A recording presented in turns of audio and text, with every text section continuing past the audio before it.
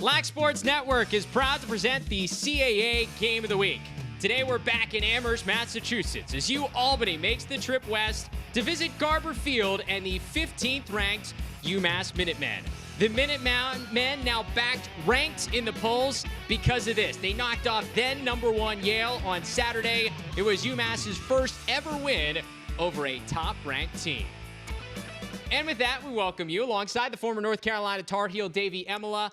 I'm Travis Eldridge. It's Super Tuesday for the Democratic primaries, and much like that primary race, this UMass team has been all over the map so far. Inconsistent, trying to put together a second great performance in a row. Absolutely. That's what Coach Cannell is looking for, his team to perform up to their ability no matter who the opponent is. The challenge is to bring that same effort, energy, and passion that they did this past weekend versus Yale. To quote Coach Bill Belichick, it's on to UAlbany. For the Great Danes, they're led by one of the most talked about players in the sport still, Dehoga Nanticoke, and he's got his roll dog, Jacob Patterson, quite a dynamic duo. Yes, they are. Nanticoke and Patterson, both elite offensive players. Patterson going to be playing some midfield today, coming out of the box. It allows this group to attack from multiple positions on the field. They are at their best when these two are clicking with each other. Those two combining for 15 points in the win over Harvard on Saturday. For UMass, especially when you look back to Saturday in that win over Yale, things offensively triggered from the midfield. Absolutely. It starts and stops with the midfield from UMass. Philbot and Trainer are both big, strong, athletic downhill dodgers that can create their own shot. They're also able to feed off of their dodges. You add in Tobin to that group, and you have three guys that will absolutely make you pay and get to the rack if you do not slide to them.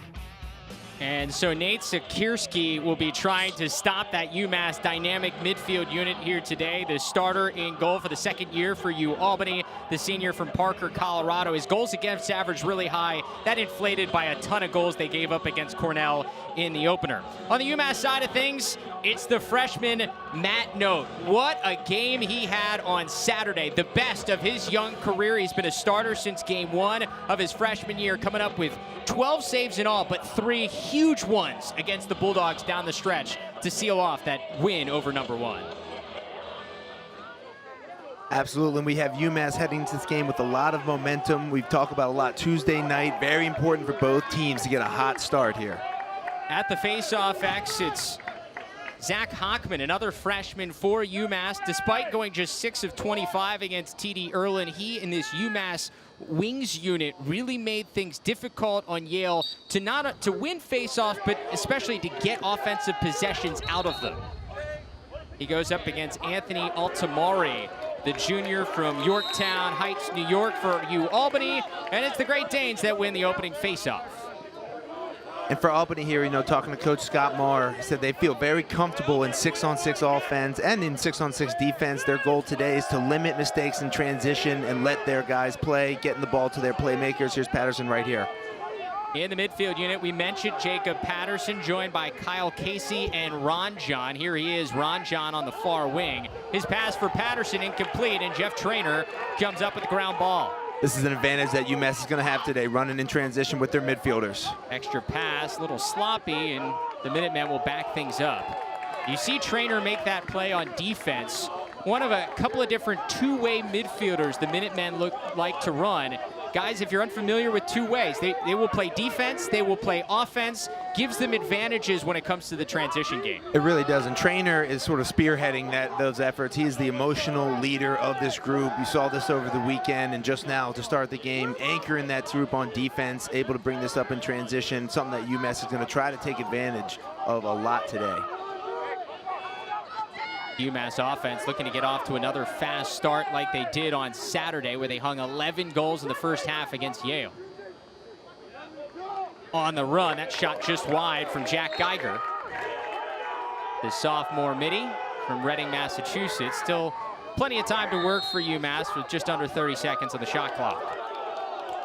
So far, a solid offensive possession here for UMass, getting some quality looks. They are at their best when they're initiating from their midfielders, giving themselves a lot of space that makes these sliding defenders have to go a much further distance. Charlie O'Brien sends it behind. Geiger on the slide, an early save from Sikierski. Saw it the whole way and able to get it up and out for the Great Danes. We've got some early numbers here in transition. Low to high rip, and UAlbany's on the board first. It's the freshman, Graydon Hogue.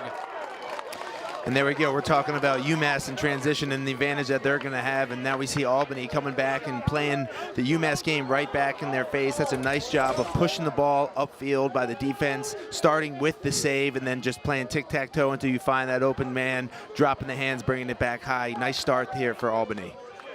Graydon Hogue, a freshman out of the mighty Hill Academy, playing for head coach Brody Merrill there.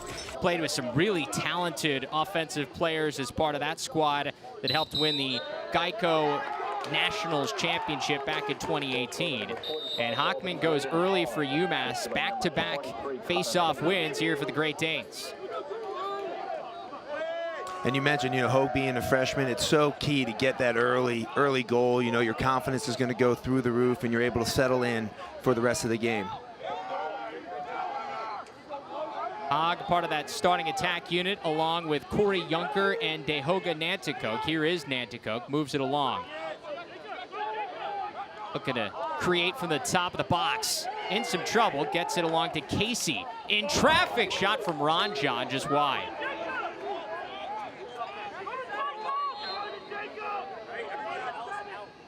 That's a look at the strength of Dehoga Nanticoke, #1 in purple for UAlbany. We mentioned in the pregame here, Patterson playing a little bit of midfield. That opens up the opportunity for him to get some short stick matchups. He can dodge on that or go right into a two-man game, as we see him here with the ball now. Patterson from X. To Dehoga in traffic, a backhand finish. That's what you watch Dehoga Nanticoke to see, and he's got his first of the day to zip Great Danes. It's another thing we mentioned in the pregame, the connection between these two, Patterson and Dehoga. There takes a lot of trust from Patterson to throw that ball in there. By no means is Dehoga open, but he trusts his teammate to not only handle that ball, but to create something out of nothing and get that backhanded bounce shot to go. Really hot start here for Albany, exactly what they were looking for. Dehoga coming off that 8-point performance against Harvard. We mentioned in the open, Patterson was 7 points, the two of them combining for 15 points in the win over the Crimson.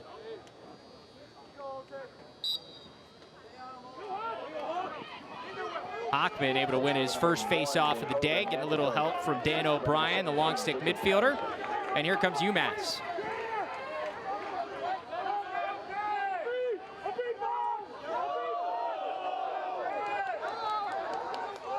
Chris Conley, the junior, settling things down, and he's a guy I think UMass would like to get going a little bit at the attack spot. One of the quarterbacks of this offense, but at times when he struggled, it's been the midfield that then has started to create more in the dodging for him. And here is the midfielder, Jeff Traynor, getting the Minutemen on the board. Yeah, Jeff Traynor, absolutely the emotional leader for this squad. Needed a goal there, and number 14 is the one to step up for him. We were just mentioning all the advantages that his ability gives you. His ability to play defense, he takes the face-off wings, he's always on the field, and that's what you want from one of your best players and your leader. 2 goals and 2 assists versus #1 Yale on Saturday, and Traynor, a couple of those feeds were gorgeous. We had Greg Gorenlian in the booth with us. He's comparing the one feed to a Tommy Schreiber pass.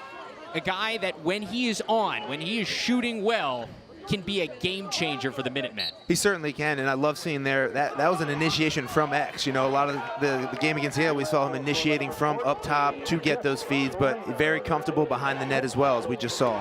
Hockman won the face-off, but great job in the ride for UAlbany, but a turnover right back to the Minutemen. These are the loose 50-50 ground balls that are going to become so important, especially as this game goes on. We talk about this game being decided in between the restraining lines. It starts with tough ground balls, 50-50 ground balls, as well as making smart decisions in transition. You look at this UAlbany squad, it's a team that can put up goals in numbers. We've seen that so far. They're also prone to giving up big runs on the other end of the field. We saw it last week against Harvard, and the fact that they held leads of 9-3 and 10-5 in the first half, but then gave it back, and Harvard made it a 1-goal game at the end. Certainly, and this is an example of what Coach Gottmar is talking about that they need to be better at. Down to the doorstep, Prosic couldn't get a shot on, and it's a crease violation on him. Those are some of the things that will allow teams to get back into games. When you give them some momentum by failing to clear the ball, stopping your feet, trying to make lob passes, those are the things that kind of get you in trouble. Steve Ramirez able to clear for UAlbany.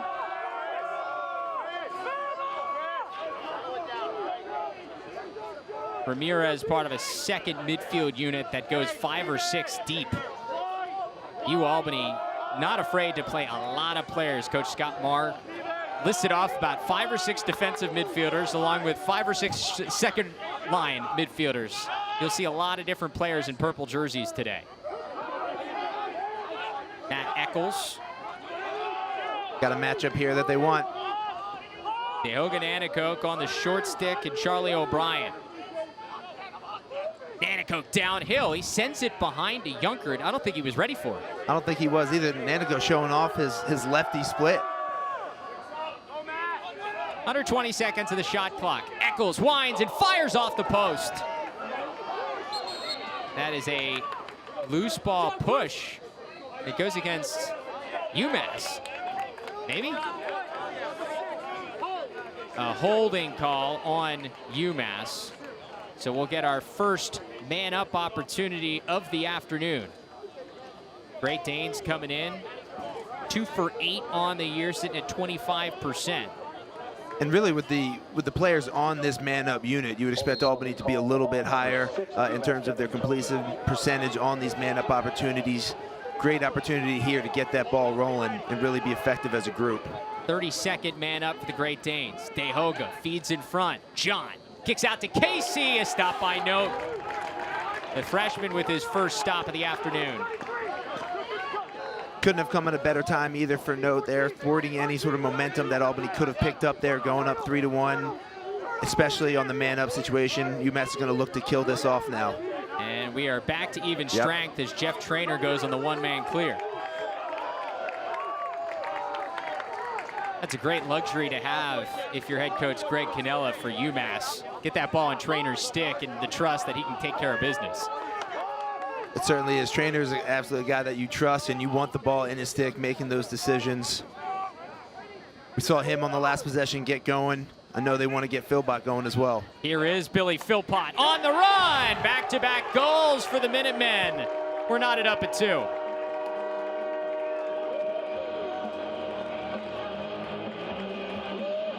Really nice job here by the entire UMass offense in general, but Philpott doing a great job of receiving a skip pass and then giving just a little hitch. You see that there to the right side that allows the defense to overextend and gives Philpott the middle of the field. High percentage shots there, showing you off his left hand as well. High to low bouncer goes.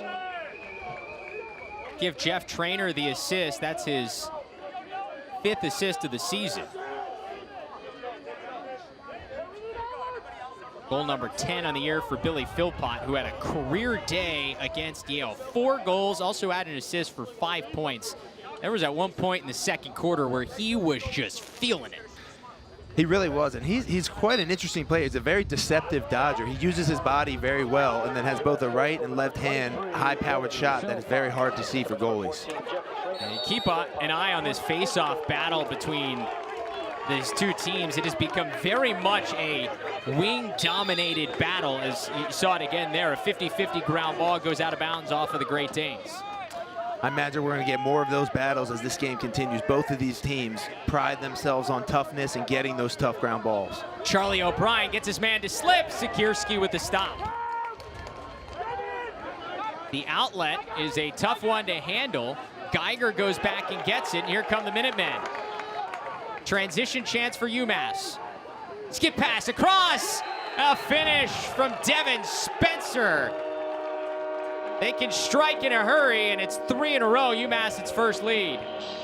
Yeah, give credit to UMass there on their ride, able to turn that ball back and create points out of it. This is, again, something that Albany has struggled with in their clearing game. We talked to Coach Scott Marr about it, and this is why. It really gives teams a ton of momentum and energy when you're able to ride back and get a goal off of it.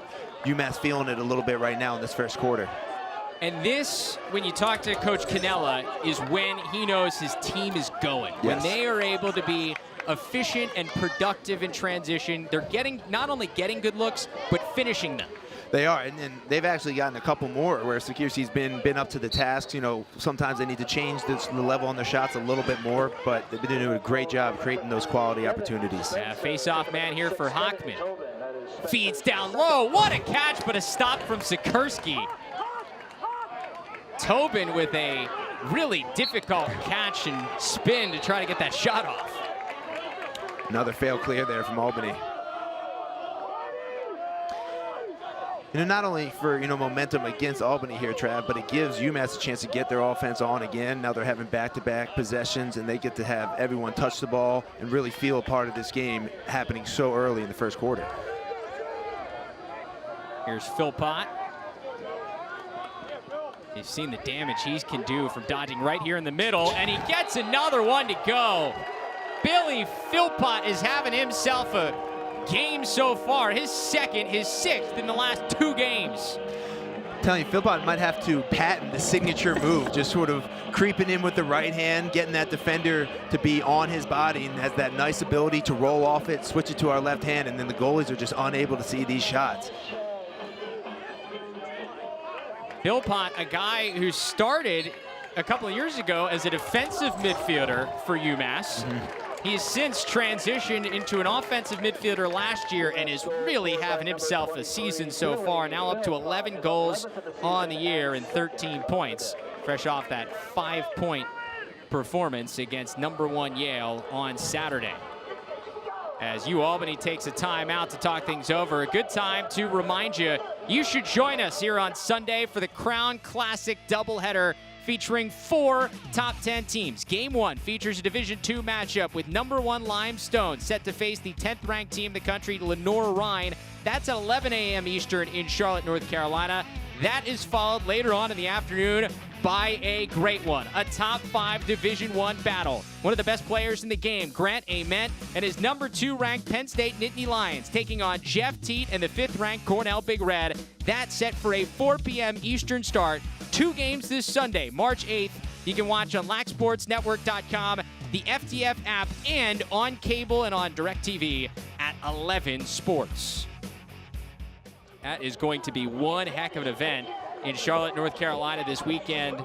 Cannot wait to see #2 versus #5 Penn State and Cornell. You got Jeff Tambroni against his former team in the Big Red.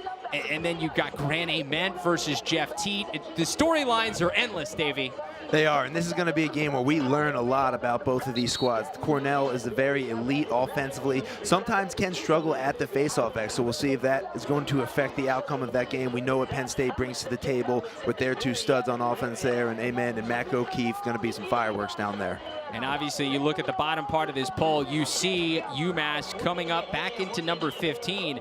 Look, this Minutemen squad, as they enter this game against UAlbany, they've got a quality win over Ohio State, who was ranked 12th in the country at the time they played. We saw them battle Cornell this past Sunday to a 1-goal game.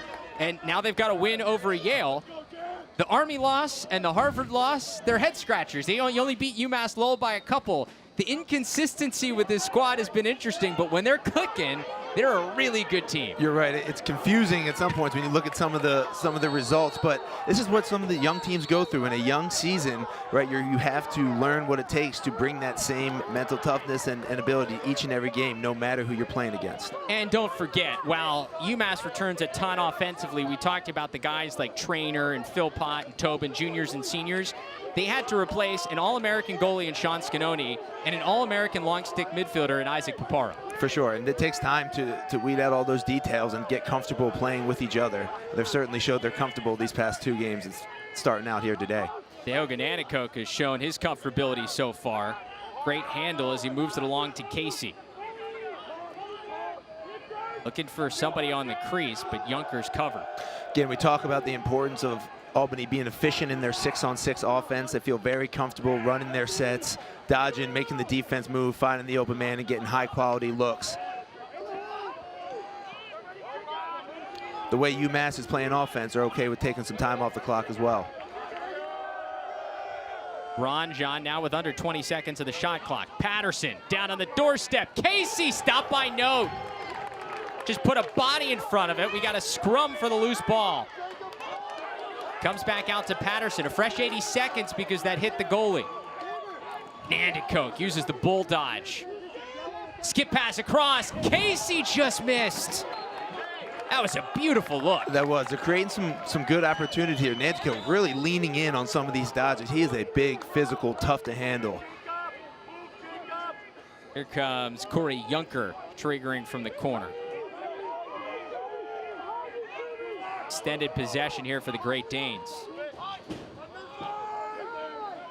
Behoga flips. Ranjan thought about it. Instead, dishes over to Casey. Hogg, his second of the afternoon. Just really disciplined and patient overall offensive possession there for Albany. You know, they were poking in different areas of the field, trying to penetrate the defense. Wasn't there. Eventually, were able to hold on and wait for a very high-quality shot. That's almost a mirror image of his first goal that we saw. Very comfortable being that lefty shooter. And again, Albany being patient and finding the 2-on-1. It wasn't there initially. They continued to share the ball, kept their good spacing, and had confidence that them as a group of 6 were going to be able to find a high-quality opportunity.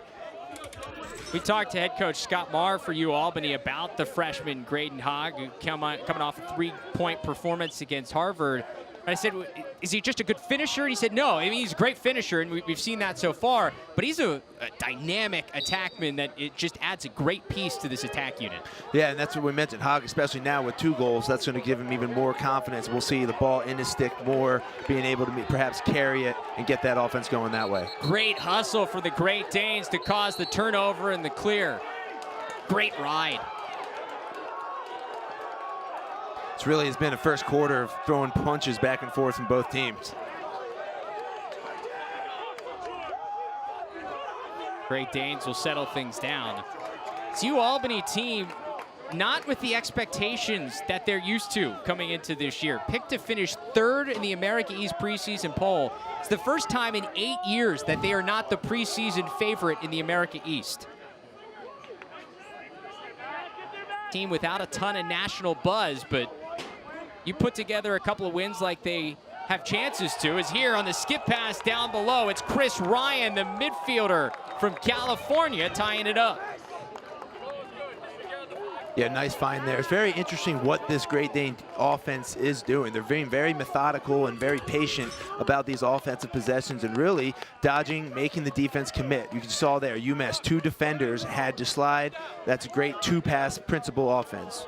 Dodge, pass, find somebody on the backside. High quality opportunity. Matt Eccles with the feed from the top of the box.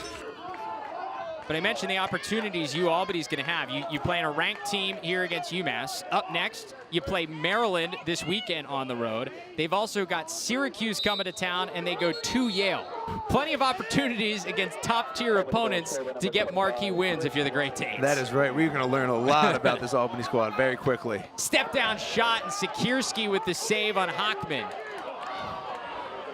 This has been the adventure a little bit for both teams, is the middle of the field, and it's scooped up by Kevin Tobin. Unsettled for the Minutemen. Prosick. And he just settles things down. I think that's a smart decision. Had an early shot there, and the last time they touched the ball, want to get their guys on. And again, Albany's been playing good offense here. Long possessions, been controlling the ball. So now UMass wants to do a little bit of the same here as this first quarter gets to 3 minutes. Trainer with a lot of room. Trainer coming out of the box. Already with a goal and assist. Draws a flag, swims through, shoots just high. And there's another flag. We got 2 flags down on the Great Danes. Yeah, great job by Trainer there, drawing that penalty. Again, this is just so dynamic. All the different things that he can do. We got a little high cross check there that got to his head, continue to play. And just that little hesitation and ability to get through the teeth of the defense created a very high quality look, just missed it a little bit high. But again, you're seeing the diversity in Trainer's game and his ability to do a lot of different things. It's our first man-up opportunity of the day for UMass. It is a unit that could use some improvement numbers-wise. Entering this game 2 for 19. It's 10%, Davey. That's not what you're statistically looking at. Nothing like a good old 6-on-4 to get the confidence going and get that percentage climbing. This is a great opportunity here. UAlbany goes 2 men down. You've got a hold and then the cross check. It can be a little tricky here, though. 6-on-4 when 2 men are down. The offense can tend to overthink it sometimes and be trying to stick to the plays that they're used to running throughout practice. But really, it's just hot ball movement, maintain your spacing, and you're going to find a layup. So the Minutemen, 2 men up for 30 seconds, and then they'll keep 1 man up for an extra 30 seconds after the first penalty is released. Prosick moves along to Spencer. UMass trying to get it moving. Trainer off the post. Just unlucky there, couldn't put it home, but a rebound and collects for UMass. Prosick, skip pass across, and there's a man-up goal for the Minutemen. It's Chris Conley. Tell you, these repossessions are going to be the saving grace here for UMass as they continue to ride back and get more opportunities and find a doorstep shot. And really on this initial man-up possession, Albany does a great job of rotating with their 4 guys and creates a ground ball opportunity. UMass just beats them to the punch, finds the open man, and able to capitalize. Great look across from Gabriel Prosick. Just his 2nd assist of the season. A guy with 12 goals, 1 assist coming in, showing his distribution ability. That's right. Looking like my stats a little bit. Just make sure you share the mic better than you share the ball, exactly. baby. You can count on that, Trav, I promise. And we're back to even strength as the first penalty had released, and then UMass scored. Another important ground ball here. And this has been the story at the Face-Off X all afternoon so far. 50-50 ground balls. This one eventually picked up by the Great Danes. Here's Tanner Hay. The long pole brings it across. His pass too high, but Great Danes able to track it down.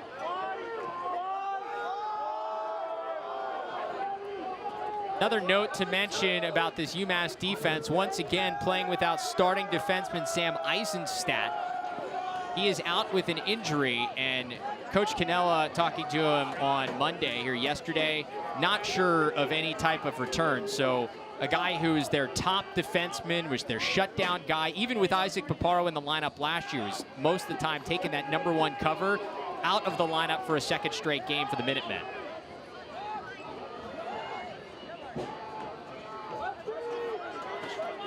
Here's Ron John on the wing to Patterson. Nanticoke, oh, that is pretty. Terrific ball movement for the Great Danes. DeHoga's got his 2nd.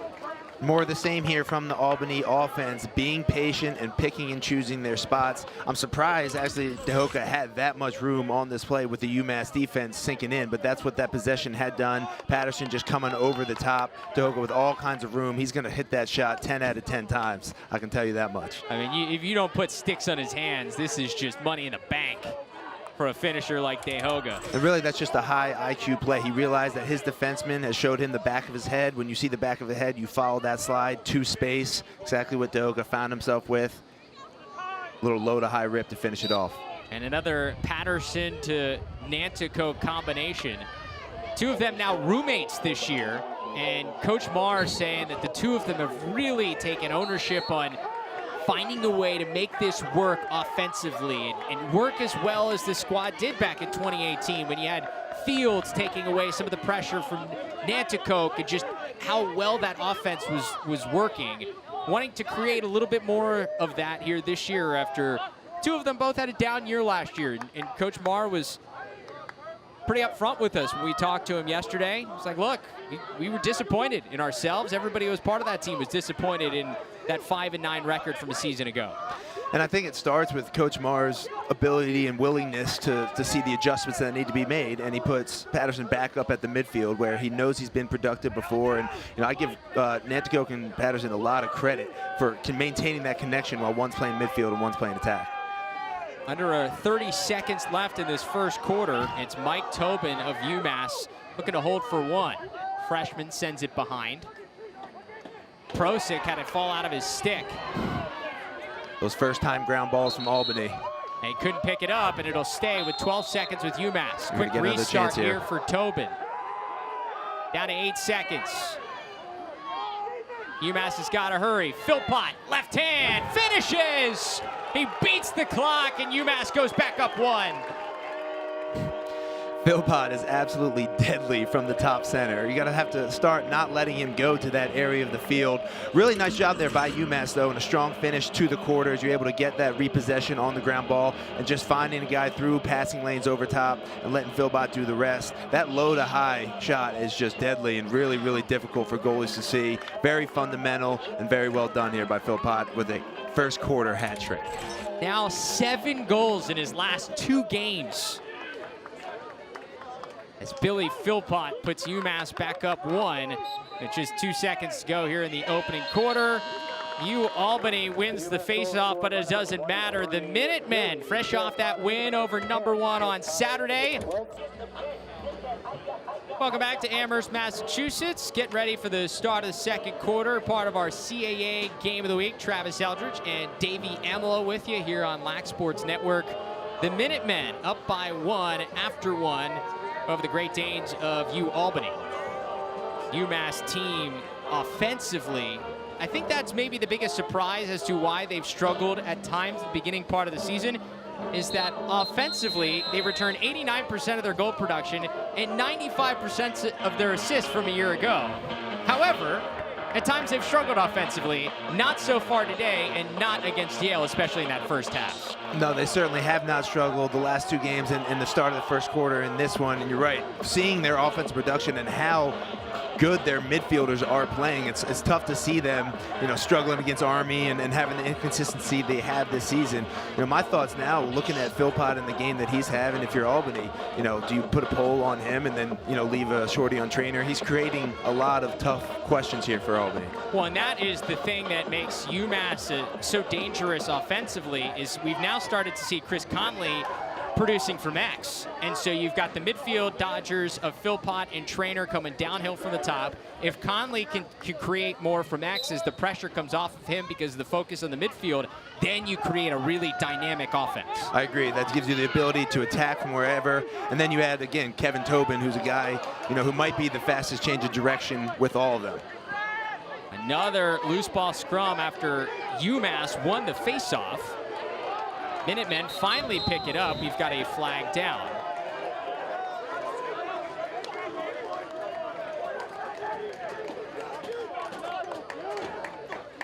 And I believe that's a penalty against the Minutemen, a man-up opportunity coming here for the Great Danes.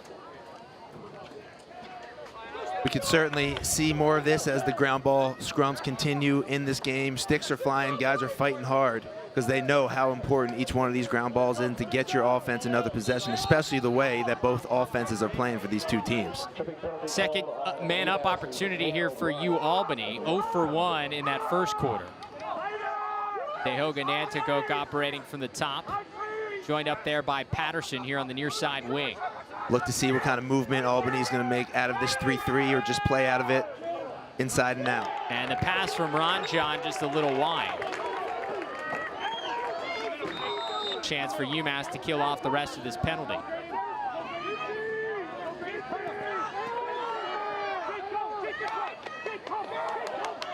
Jeff Trainer once again showcasing his athleticism. The one-man clear. And you see the coaching staff here on the near side for UMass saying, hold up, let's get us back to even strength here. Gosh, but what a luxury to have Jeff Trainer here for UMass. The one-man clear, he's going to make the right decisions. Deceptively fast, very strong, really tough to get the ball away from him. We've seen the issues that Albany's have been having themselves on the career, so such a luxury here for Coach Cannella. And we're back to even strength as Billy Philpott comes on in the midfield unit for UMass. If you're just joining us, Philpott with a first quarter hat trick for the Minutemen after putting up 4 goals against Yale on Saturday. Winds, fires, and that's a heat check from Billy Philpott. That is, and I'm actually surprised Albany did not slide earlier. You have to be ready to go here at this point. He had 3 goals in the first quarter. You're still polling Trainer. Tobin, tough angle, and he finds a sliver of space. Kevin Tobin's second point of the game. That's actually very nice execution by UMass there. You can see it's design play off the end line, off of the missed shot. You're going to see 2 guys on the inside go to opposite pipes. One of them has to be left open by defenders. In this case, it was Tobin. Nice low-to-low finish there as well. And another feed from Chris Conley. His second assist, now up to 9 assists on the season. And Chris Conley, who I guess 12 points now is maybe a slow start for him. One of the fastest to 100 career points in UMass history. First one to reach to 100 points in his sophomore season since Jim McAlevey in 1989. Conley able to do that last year. Yeah, and Trav, I think you made a great point about Conley being effective behind X. Just gives the defense a whole nother element to have to worry about besides the midfielders. And when you're already moving because of the midfield dodges, that leaves Conley open to catch, make decisions, and be really effective there. And Conley, from everything we've seen so far in his first couple of years, a very heads-up player, very aware, cerebral type guy for the UMass offense. And as a coach, you love having that guy back there anchoring your offense, able to talk guys through difficult decisions, and really be a quarterback at X. Here's Conley again, taking the pick from Spencer.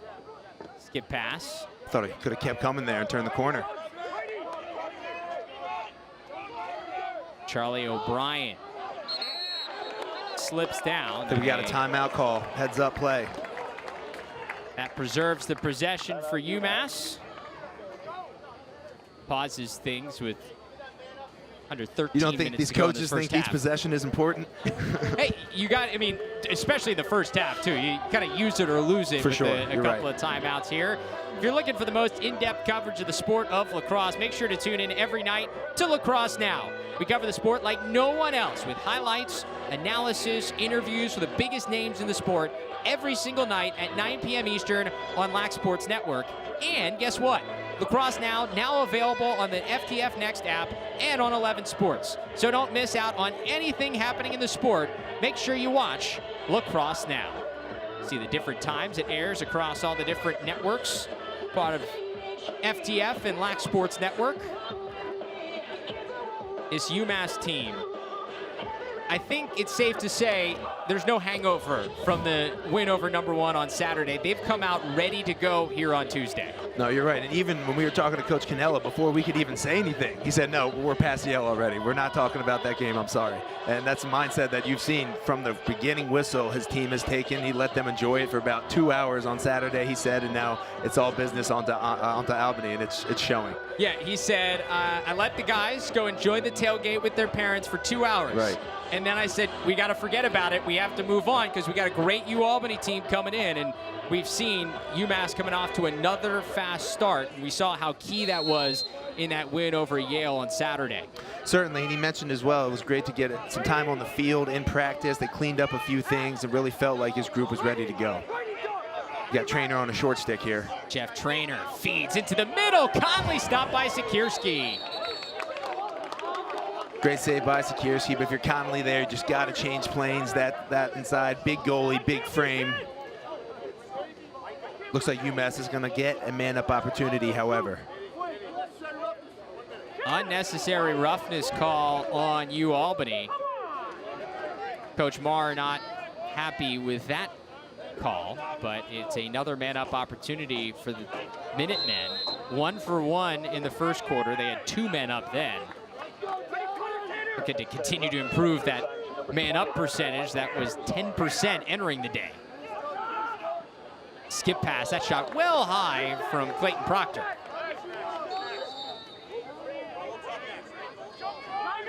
That's what we used to call a possession shot. Proctor again, this one off a UAlbany jersey, but stays alive. Conley steps in, and that one goes. Chris Conley putting together a nice first half, his second goal. So Conley wasn't able to get the one in front previously, but was able to capitalize there on a nice bounce. And you can see they're making plays here on man for Proctor to get a shot. I think they like his outside shot. They continue to play, and Conley ball right to his stick, able to drop his hands and bring it back high. That's a big plus when your extra man unit is producing. Give Kevin Tobin an assist there, number 6 in gray. Now 3 straight goals for the Minutemen to take a 3-goal lead. Be interesting to see her do a stat on how many of UMass's goals so far have come off of repossessions or you know, getting ground balls back. Bet it's a good amount. Yeah, it's been a lot of them, and a face-off win here for UMass. Conley thought about it, instead could settle things down. 4 points for Chris Conley so far in the first half. And what a big momentum shift it was end of the first quarter. That Billy Philpott goal with 2 seconds to go has really infused some momentum here for the Minutemen. It has. You can see UMass playing nice and loose, flying around, starting to pull away a little bit here. Here's Philpott again. Now gets the slide from the long pole. Remember, Philpott, a first quarter hat trick. And Trav, you talked about Conley being that cerebral, high IQ player. He's the one who didn't take that shot to allow this possession to go. I think that's just a good example of why Coach Cannella loves having him back there. Conley sends it behind. Now Devin Spencer. Conley, skip pass, and somehow UAlbany able to get a stick on that. Some ups there from the Great Danes. That's right. Well, UMass has been doing a good job of having a man inside cutting hard towards the back pipe that's supposed to draw the defense down to open up those overtop skip lanes. Albany able to defend that one and get a stick up on it. Takirski able to get it over midfield. But good pressure from UMass here. Dehoga, great catch. Extra pass, just wide. And you know, Trav, it worked out for Albany there on that possession, but that's not the way they want to start possessions, with their midfielders sort of running for their lives. And then see, we do have a turnover here just to try to get the ball over the midfield line. That's a tough way. No backup, but a turnover right back to the Great Danes. Dehoga unsettled, stopped by Note. Oh, the freshman. Note makes up for it. I believe he threw that pass, so he said, hey, I got this. And you talk about some of the saves Matt Note has made in the last 3 quarters. The trio of saves he made late against Yale to just stymie any type of comeback for the Bulldogs. And here a couple early against UAlbany, and they're just they're momentum savers when you look at them. You are right, and the big thing is, you know, for Note, is that's the hardest thing to reproduce. Usually the letdown can be within the goal. He's had career day against the #1 team in the nation, but to continue that hot streak and continue to seeing the ball this well shows a lot of maturity beyond his years. Still plenty of times for the Great Danes to operate. And Doc Schneider, the associate head coach for UMass, has played a lot into that. Of course, a great goalie in his playing career for the Minutemen, and has spent a ton of time with Matt Note, coaching him up and both mentally and physically getting him ready to be a starter as a freshman. Certainly sounds like a very special relationship that the two have formed, both on the field and off. And Coach Cannella talking about how it goes more than just being a student athlete, but what type of men that they're trying to form in their UMass program. Low shot clock situation here for the Great Danes. Shot high. No backup for UAlbany. They were going to have 2 seconds anyway. And so UMass takes over. Good defensive set for the Minutemen.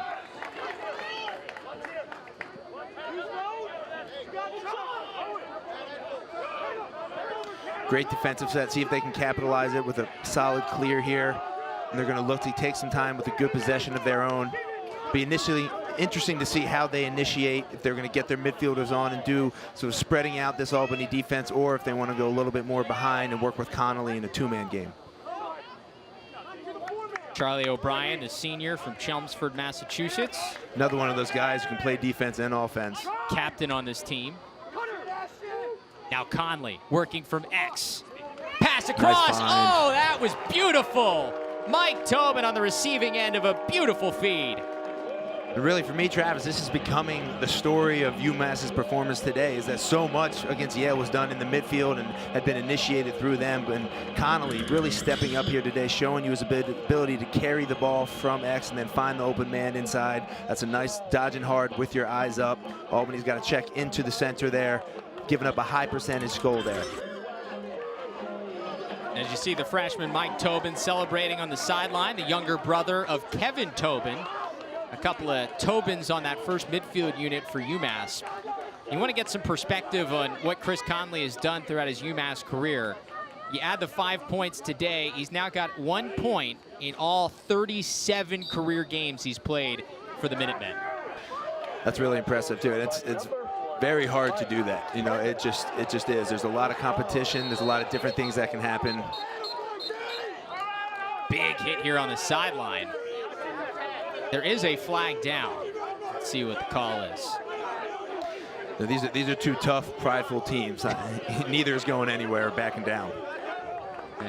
Our officials here today gonna make sure that everything's under control. Got a 30-second push on UMass, so man up coming. It's Matt Hill, the short stick defensive midfielder. Big hit there along the sideline.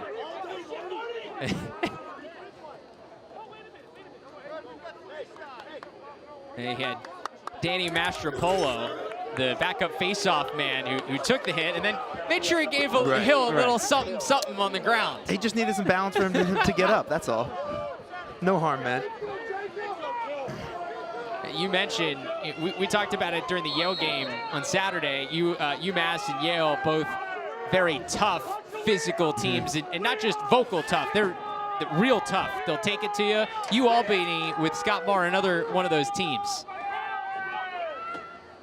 Man up here for the Great Danes. 0 for 3 so far today. Just have been a little off on the man up opportunities. De Hoga spins. How did he get that out of his stick? Now Patterson. Just enough. Yep. There on a stick from, I believe, Jackson Subak to stop the pass and a turnover. You said it, Trav. It's just a little off for the Albany. Not only their man-up unit, but their offense in general. Just missing passes here and there, and that's been the difference. And right back at you. UMass a little gives off us a for great UMass. example of that. It gives it back as we're back to even strength. I think this is an important possession here for Albany. Look out, Patterson, full head of steam. And good, another active stick there, Jake Dulac. High, stop by Note. A freshman, and there's a broken stick. I think it is Hogg, the same guy who shot it, as Billy Philpott goes to save it along the far sideline. You know, it's cool to watch. Just Albany, they just have a distinct mindset. If someone's open, they're going to throw the ball. That doesn't matter to them whether they feel like they need to settle the ball down and get 6-on-6. You know what I mean? They're going to take chances. It's just the style that they play with, and it's really what Coach Marr emphasizes. He likes his players to be creative and take those chances. That they just don't always work out. Well, and give credit to the Minutemen's defense, because the active sticks, especially here in the second quarter, has stopped some of those passes that they were completing in the first. I agree. The active sticks, along with Note making some big-time saves, has really been the story here in the second quarter. Devin Spencer takes his man behind. Pass back out top. Now Tobin.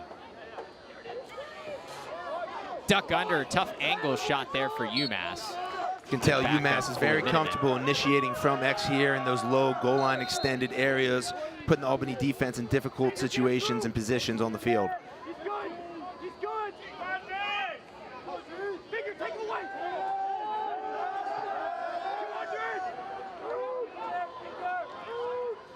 Spencer back to Conley, tough angle again. Stopped by Sikierski. Excuse me, it was just 2 seconds here on the shot clock. And that's a shot clock violation.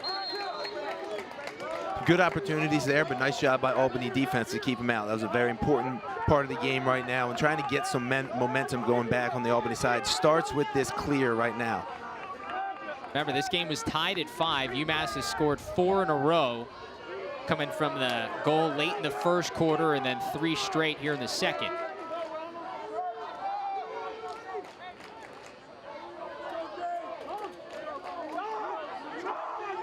Ron John stepping in, and there's the first goal of the second quarter for the Great Danes. Yeah, Albany, I think, certainly needed that and is going to help them get back into the swing of things. Interesting to see Patterson on the low lefty attack spot there. So they may have switched him back, and then a little bit of a miscommunication by the UMass defense as Albany midfielders were coming on, put them in a 2-on-1 situation. Patterson sees it, and the rest is history. It's Ron John's 4th goal of the season, just playing in his 3rd game. Missed 1 of the games so far. Great name as well, Ron John. Just flows off the tongue. Flows perfectly, that's right. You can't say just John. You've got to say Ron John. Exactly. It's part of the Iroquois Nationals U19 team back in 2016, playing alongside DeHilga Nanticoke. There's Trainer on the wings again, coming up with really important ground balls. guy, at times it felt like he didn't leave the field Right. on Saturday against Yale. He's just everywhere. He really is that old school throwback two-way midi, and you know, is deceptively fast, as I've said, but really, really strong. And you just can't knock him off his line, and he's able to get that hard shot off. Here's Jack Geiger. You've seen a lot of him here in this game. Scored a goal against Yale as that shot's just wide. Nice take there by Spencer, being guarded by a short stick. Conley. They're going to keep exploiting this matchup from behind here. Big little two-man game. Spencer. One more to Trainer. Tough angle, Sikierski with a piece. Albany in a tough position again. Got to clear this ball. Good pass to float it back, and Ranjan gets it over midfield.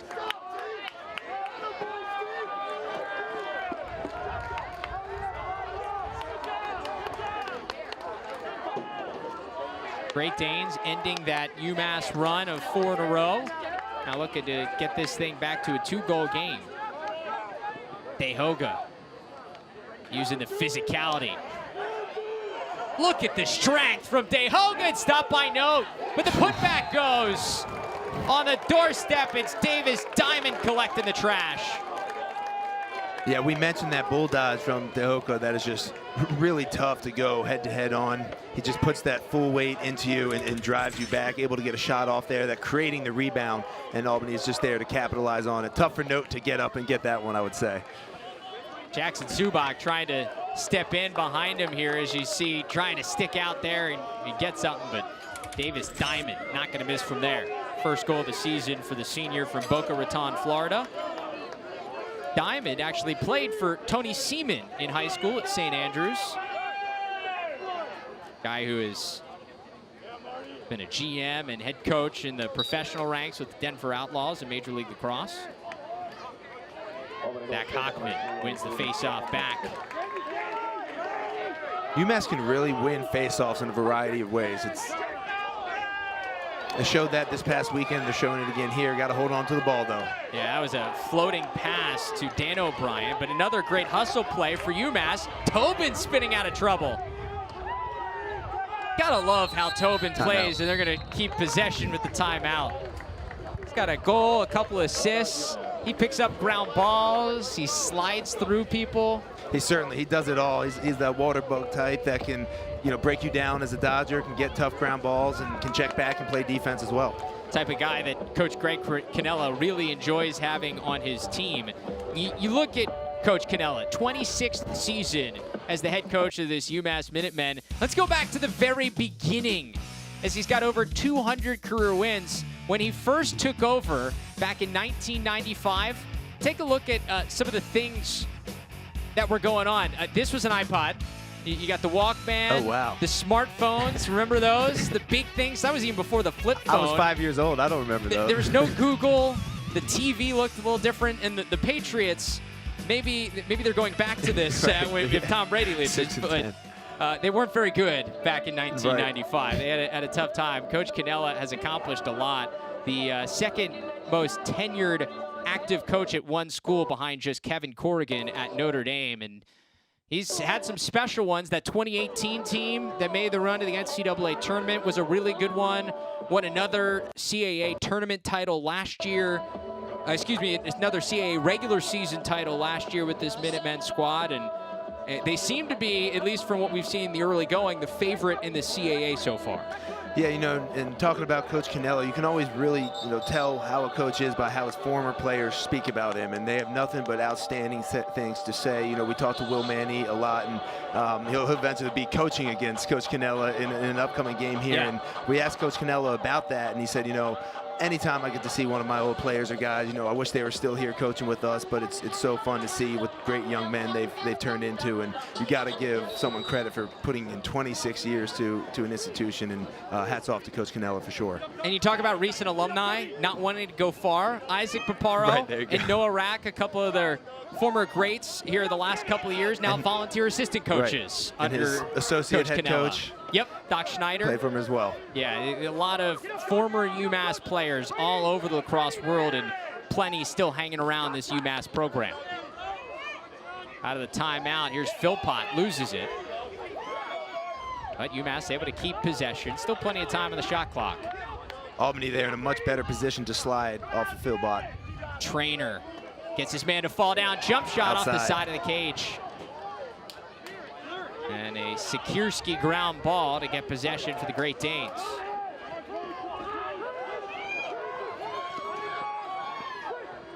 Keep an eye on these clears, because at times it's been an adventure.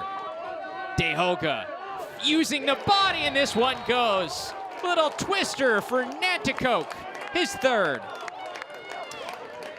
You said it, Trav. These clears have certainly been interesting for Albany. None different there. What happens is, though, Albany is able to handle that chaos a little bit and turn a negative into a positive. UMass is sort of feeling that blood in the water during these clears. So they're playing up, they're flying up the field. That's leaving some odd man opportunities and some chances to push the ball here for the Great Danes, and that's exactly what DeHoka was able to do right there. So 3 in a row for the Great Danes, and they are back within 1. Just like we said, neither team is going anywhere. They're going to be fighting till the end. Now, both teams that have experienced runs, you look at UMass, they went up 11-2 against Yale and then allowed Yale right back in the game in the second half. UAlbany was up big against Harvard last Saturday, allowed the Crimson to come right back. Both teams that, for good or for worse, have been on runs at different times this season, and big ones.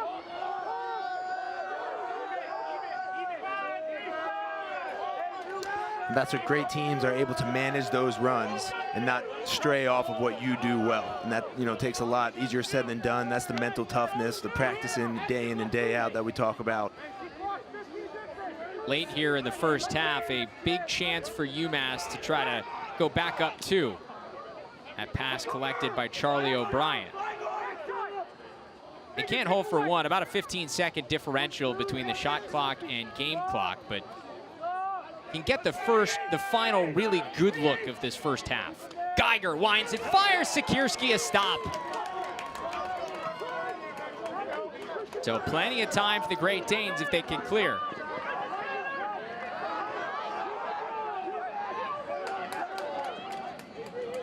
And they do. Davis Diamond. Yeah, if you're Geiger there, a bit of a longer shot there. If you're going to do it, they got to change planes. Low to low, the goalie's just going to track your stick, and now Albany is going to end up having the opportunity for the last possession here in the half. And UAlbany pauses things. We mentioned earlier the expectations around this Great Danes program. A team that just 2 years ago made their first ever run to championship weekend. We're used to them being at the top of the America East Conference. This year, not the case. For the first time in 8 seasons, they are not the preseason choice from the coaches to be the top team in the conference. Instead, it's Vermont, UMBC, and then UAlbany. You see the difference between the points. The votes are very close. Very close. But the Great Danes not the favorite, and you get the feeling that there's maybe a little chip on their shoulder about the expectations not being there after what happened last season. I would agree, and I think you just said it. Last season is a very important factor in that. There's a lot of expectations, a lot of hype around this squad. And you think about, going back in those 8 years, think about the players that have played in this program. Really good ones. You got the Thompsons, right? We have Connor Fields. We have the Ray brothers who, Blaze Reardon. Blaze Reardon. So, it certainly didn't happen without incredible talent. And they have that right now. And I think you're right. This group is sort of forming their own identity and going about it with a chip on their shoulder, looking to prove themselves. And you still have great players on this team. DeHoga Nanticoke was the #1 recruit in that class of 2017 coming out of high school. He was stellar in his freshman season playing alongside Connor Fields. Maybe took a step back. It put a lot on his shoulders as a sophomore, a lot of expectations for him.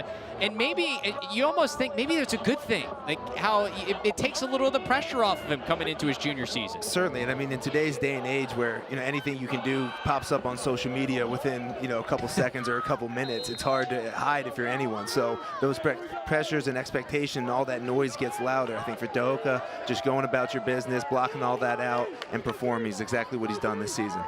15 seconds to go in the half. Here comes Ron John for the Great Danes. Shot just high there from Casey.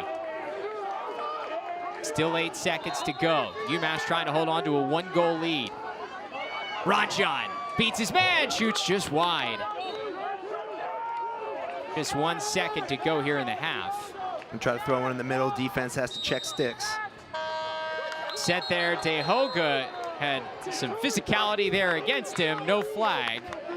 And so it brings us to the end of the first half. Matt Note and this UMass defense able to hold on to a 1-goal lead. It was a quarter full of runs here in the second. Get ready for the start of the third quarter from Amherst, Massachusetts. UMass, the 15th ranked team in the country with a 1-goal lead. Travis Eldridge and Davey Emila back with you on LSN, our CAA game of the week. And Davey, I think UMass put any silence to the question marks of could they get up for this game after knocking off number 1 on Saturday? Yes, they definitely put some silence to that and doing it in a variety of different ways. First and foremost, really impressive with the goalie, Matt Note. You can see the influence that associate head coach Doc Snyder's having on him, and then have been extremely impressed with the UMass offense overall. Even when they have not been scoring, they've been generating really high-quality looks. They're capable of initiating through the midfielder with those Dodgers. They've also had some really effective two-man games from behind, so it can hurt you in a lot of ways. It's been impressive. So when we look ahead to this second half, a 1-goal game, UAlbany able to climb back after UMass had taken that 4-goal lead. What becomes the difference maker as we look ahead to this third quarter? Well, it's the little plays, and it's what we mentioned before the game, plays in between the two restraining lines. And for Albany, that's been being able to clear the ball effectively. We've seen a lot of those scrums, 50-50 ground balls off of face-offs. The team that's going to come up with more of those is going to have an advantage here in the second half and getting into the fourth quarter. As you take a look at head coach Scott Marr in his 20th season with this Great Danes program,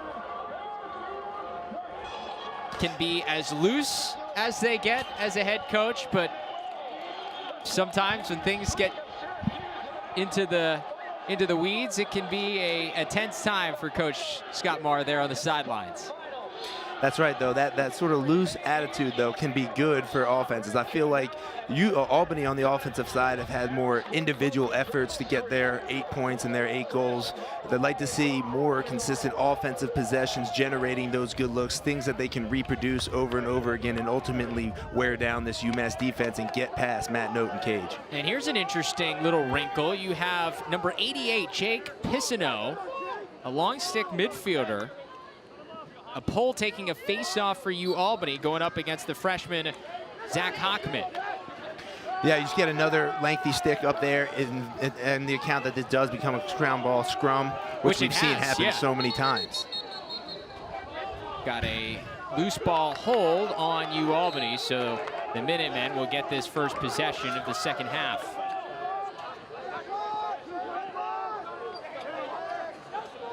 Genuinely, when you are facing off with a long pole during the face-off, you have to start with a short stick, playing close defense, and then as the possession comes to, they'll rotate and match up on their respective players. Minutemen led this game 9-5 in that second quarter. UAlbany closing the second quarter with 3 straight goals to make this a 1-goal game. Here's Spencer dodging for the Minutemen.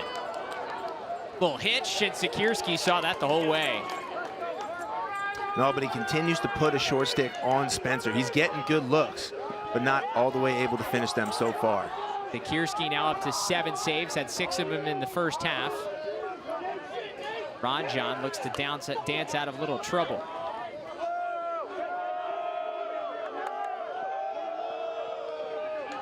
Corey Junker has it taken away. Great play from the freshman Jake Dulac. See Trainer in transition, the advantage of having him out there on defense. And the freshman Mike Tobin makes the veteran play to settle things down with no numbers. And you know, for me, that turnover goes back to the clear for Albany. They're sort of walking into the zone, and the clear goes all the way to the attackman. The attackman at X has to run as fast as he can to be an outlet for that other attackman. It goes all the way to everybody involved. O'Brien down the alley, pass, nobody home there in the middle. But kept alive here for UMass. It's a heads-up play from Jackson Subak, the senior. Keeps it over the midfield line, which avoids the over and back, and so UMass keeps possession here with 30 seconds on the shot clock.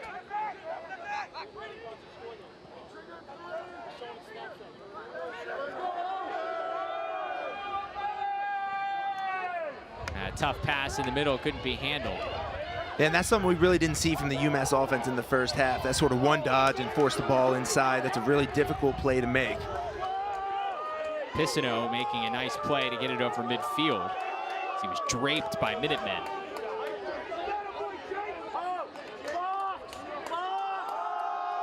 Here's Graydon Hogg, the freshman. He had 2 goals in the first half. Impressive player out of the Hill Academy.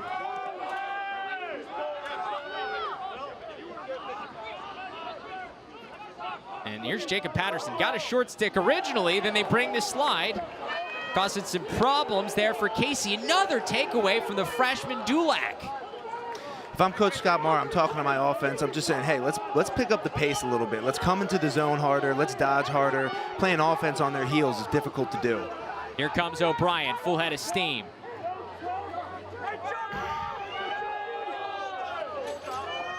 And we've seen here in the unsettled situations early in this second half, passes a little off for UMass. How important and how big of a factor is a pass just being slightly off when you're trying to convert in transition? It's everything, Chad. The difference between being able to get a stick received right on your stick, so all you have to do is catch and shoot, as opposed to crossing over my body, then getting that stick ready to shoot again.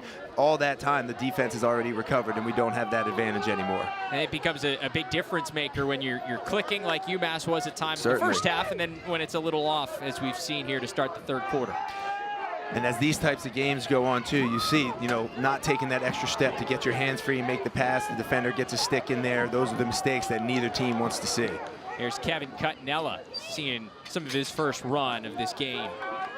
Philpott on the run, making it 4th goal for Billy Philpott. Back-to-back games with 4 goals. That ties a career high. And those were our thoughts really during the break, was to get this ball more to Philpott. He had 3 in the first, but sort of went quiet there in the second half. And they've shown it's difficult to stop him. When he gets to his left hand, he can use his body to shield the defender and is able to come through with a really accurate shot. That's an impressive play and a great individual effort there by Billy Philpott. And even against the pole this time, right. UAlbany's got a long pole on him. I mean, it didn't matter. Exactly. So I think when Trainer, if he's transitioning from defense up, and sometimes he does come off, so Albany was smart enough to get that pole on Philpott, but in that case it didn't matter. Again, using his body to shield the defender and come through. UAlbany goes away from the long pole at the face-off X. There it's Danny Mastropolo. Still a face-off win for UMass. Sikierski able to keep it out. A good look there for the Minutemen, but they couldn't convert. That's a big-time stop from Albany. As always now, to the clear. And more adventures. Still 7 seconds to get it over midfield. And they do.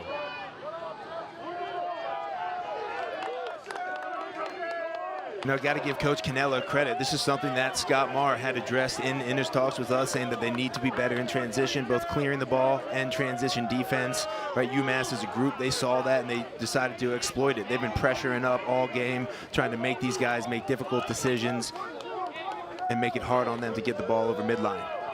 Just that mindset as an offense, when you have to do so much work to clear the ball and get in and play, can be tough. Ryan feeds down on the doorstep, making a hat trick for Graydon Hogg.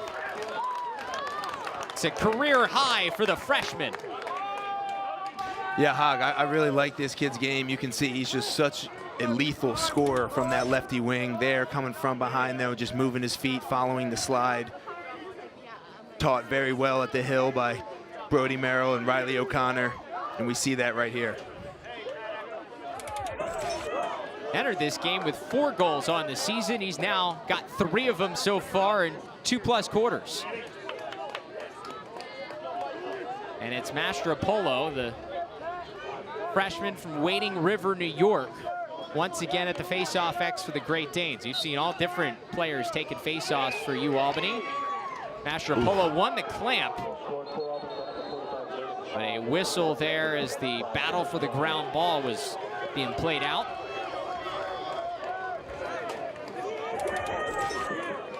Get another look. Mastropolo took a shot from fellow freshman Will Pepe. Pepe, also a football player in high school, played tight end at Shaker.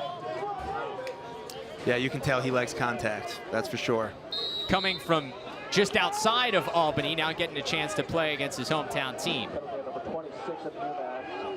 See what Albany does on the man up here. They like to just sort of play out of their 3-3 last time. We'll see if we get a little bit more movement, maybe vacating the crease, trying to get this defense turned around.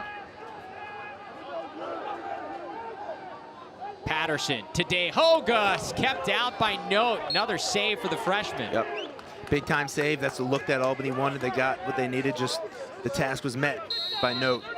I was just about to say, when do you try to get DeHoga there inside? We've seen him a lot here at the top of the box and right on cue. Hogg from a tough angle, just high. Yeah, I think this is the formation they do like. They feel very confident playing out of their 3-3 because they have guys that are so used to just keeping good spacing, letting the ball do the work. It does help to get a little movement to start the possession at least. Still about 20 seconds on this 1 minute man up for UAlbany. And a whistle on the Great Danes gives it to UMass. Now 0 for 5 on the extra man, the Great Danes. And regardless of the outcome of this game, that's something that they'll look at and address this week in practice. That extra man unit are your 6 offensive players that you have the utmost confidence in, right? If you need a goal, you're putting those 6 guys in to execute. And it's been an issue for both these teams so far, the man up. And some of that's just early season not being crisp and sharp as an offense. I agree, and it falls into the category of those specialty situations. Man up offense, man down, clearing the ball. All those little things are what take time to develop and really gain some chemistry. Spencer working from X, feed to Prosic. Tic-tac-toe, the UMass offense clicking. Gabriel Prosic's got one. That was really well drawn up. That was really just an attack play from all 3 UMass attackmen involved. You're going to see, you're going to come around. Connolly's going to set that pick and then be looking immediately for one more on the inside as they have that outside Mumbo coming in from. Nice job there by Tobin setting that Mumbo pick. Hands free, puts the feed right on his teammate's stick. Ball's in the back of the net. That's good offense. The UMass gets that 2-goal lead back on the 4th assist of the day for Chris Conley. Nice 6-point effort so far for the junior from Glastonbury, Connecticut. He didn't want us just talking about the midfield all game, I think. I think he heard said, hey, I'm here too. For the last couple of days how great the UMass midfield was. And said, hey, I'm still here. Hockman able to win a face-off here, picks up the ground ball.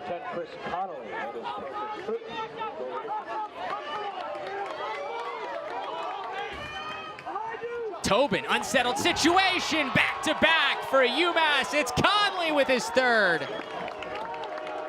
Was just getting ready to talk about the face-off and how UMass is doing a great job of not only winning these 50-50 battles, but wearing down Albany. You can see it takes a toll every time, and then you're just more alert in transition. We see the pole from Albany there, 88 sliding upfield, which is a no-no, couple slides upfield there, and then Connolly able to come around this net, catch, turn, and execute. That's a nice finish and nice execution, but it all starts with the awareness and the IQ of this UMass team. Now 7 points for Chris Conley. Give an assist to Mike Tobin, the freshman, as well.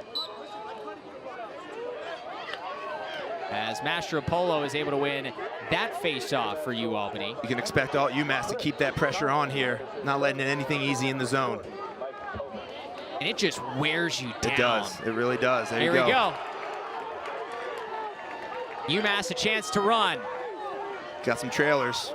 Floating pass, Cutnella. Extra pass in front, just not enough on that one.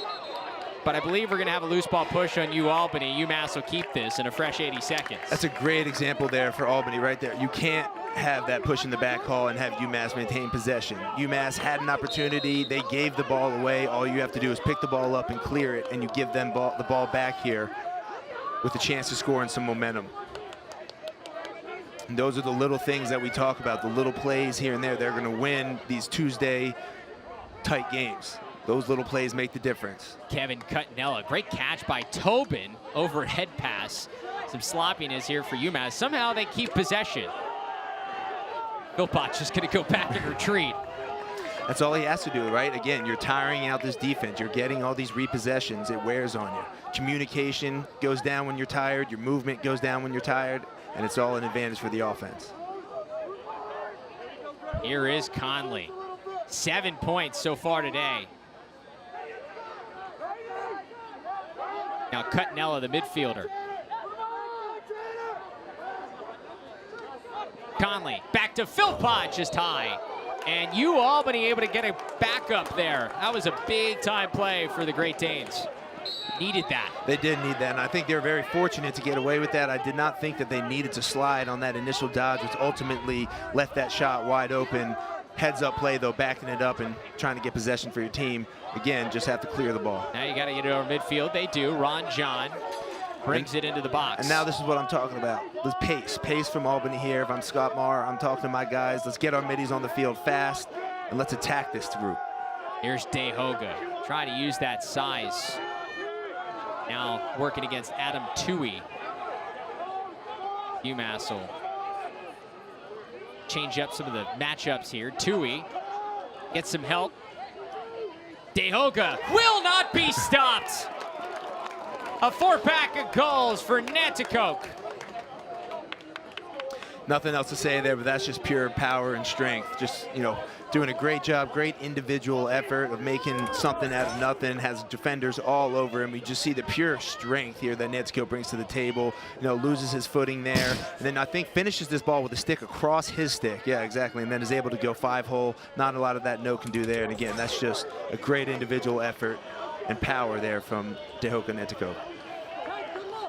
You look at the matchups, Jake Dulac, Adam Toohey, both in the 6'1", 6 foot, 200, 210 variety, trying to battle against the 6'1", 248 junior. And it's just, that's a tough size disadvantage. Talk about wearing you down. Yeah.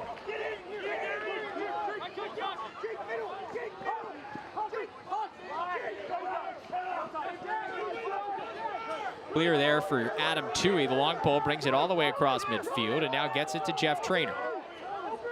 UAlbany able to stop that bleeding as UMass's run stopped. So now we do have Traynor on the field with the short stick defending him. We'll see if they make an effort to try and switch the pole, or there we go. So I don't think Philpott's in here, but they do have to go back and forth and really worry about 14 and 23 in gray. Spencer, tough pass for Tobin, he can't handle it. Rebound, Tobin gets it back. Man, is he a feisty player. His second goal of the game. You know, I was getting ready to say that all these bounces are going UMass's way, but it's the same guy picking them up every time. So there has to be some credit given for sure to Kevin Tobin, as he just has a nose for the ball. As it's bouncing around, he just finds it and is able to make something happen. Sticking with that low pass, really well done. Smaller guy, not afraid at all to head into the middle there, take a couple hits, put another point on the board for this UMass squad. I mean, think of it this way. He was so good for head coach Greg Cannella that he had to go find his brother Mike Tobin and also bring him to UMass. No, that's true, and they're both are really diverse players in saying that they can both play attack and midfield. We've seen Kevin Tobin initiate from the midfield, also from behind, same with his brother Mike. Mike Tobin, the freshman, younger brother, described as the bigger younger brother. He's 5'10", 185. Kevin just 5'6", 170, the older, smaller brother of the Tobins. I'm sure those guys went at each other growing up. And you know what? Just knowing from being the older brother, I have a feeling despite the size differential, Kevin got the best of Mike plenty of times. I absolutely agree with that. I am an older brother as well. A turnover here in the clear for UMass will give it to UAlbany.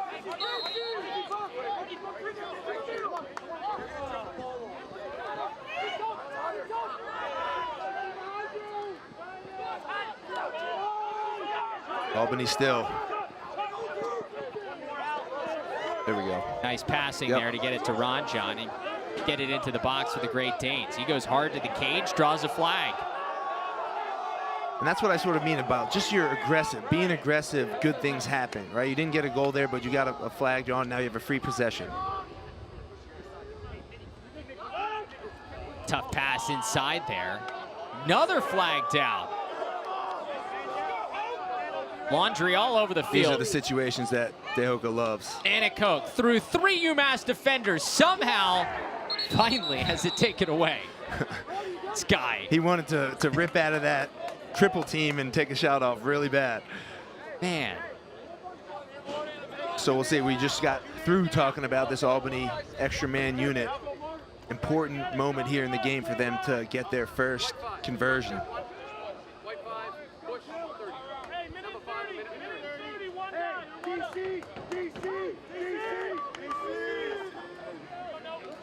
They're just one man down here for UMass. It goes against Charlie O'Brien. A 1-minute cross check.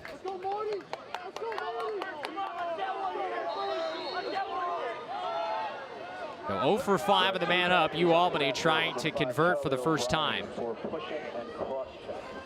Sorry. From Albany, I'm looking for 45 in purple. 2 lefty wing. Penalties on Charlie O'Brien. So it's a 1:30 man-up opportunity here for the Great Danes. Casey, Yunker, Ron John, and Patterson all in there. Skip pass is knocked down. Was that forced? I think the skip pass was there earlier. The initial thought was there, and I think they hesitated a bit. When that happens, it's tough to then force that next skip pass off the back foot. The defense is ready for it and able to get a stick on it.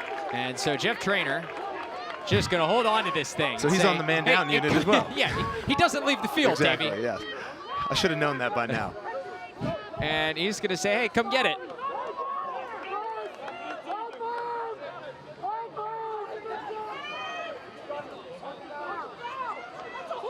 Jeff Traynor. I think that's going to draw a flag. There's going to be a flag. Look at Jeff Traynor. Man down, brings it across midfield, and you see his teammates. They're going to help him up. It's a slightly warmer day than we're used to in Massachusetts. But Traynor, I think, like I said, his deceptive speed creates so many problems for these defenders because they overplay him, and then they're looking to catch up, and that's when mistakes happen. So with this 30-second penalty, we will be even at 5-on-5 for 30 seconds. UMass with possession. UAlbany still at the back end of this will have 11 more seconds on that 1:30 penalty from before. So we'll go 5-on-5 for 30, and then the Great Danes will be back on the man up for 11 seconds. And in this situation, I think the 5-on-5 plays into UMass's hands. They like spreading the field out as it is and trying to make it difficult for Albany's defenders and make those slides super long and use that spacing to their advantage. So this can only help in their overall offensive mindset. Chris Conley thought about it there as he dares the Great Danes defense to come out at him. Looks like Albany almost dropping into a zone here. Now they're going to be man down.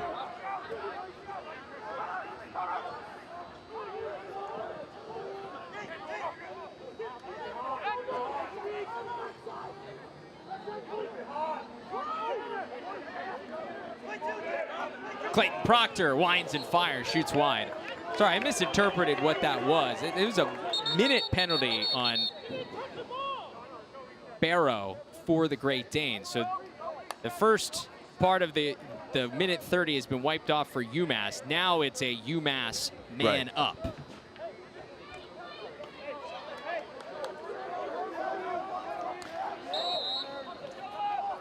The Minutemen go to work with 15 more seconds on this extra man opportunity. Skip pass out to Proctor. One more. Step down shot save by Sikierski.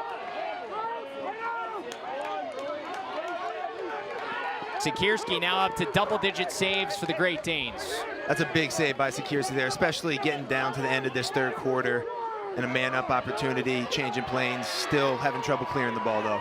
Turnover here around midfield. It's out of bounds. Would have been a failure to advance either way on the Great Danes as they were down with a second to get it over midfield.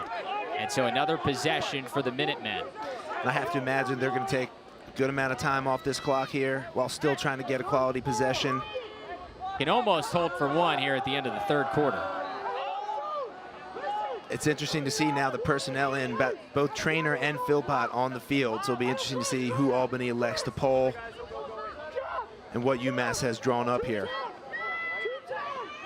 I mean, with the way those two midfielders have played, you almost have to debate pulling both of them or maybe even dropping into a zone, which I it think looks like exactly, right? So you have your short sticks on your low corners. We used to call this defense cowboy when I was at North Carolina. I didn't enjoy being on the low corner. No? No, not too much.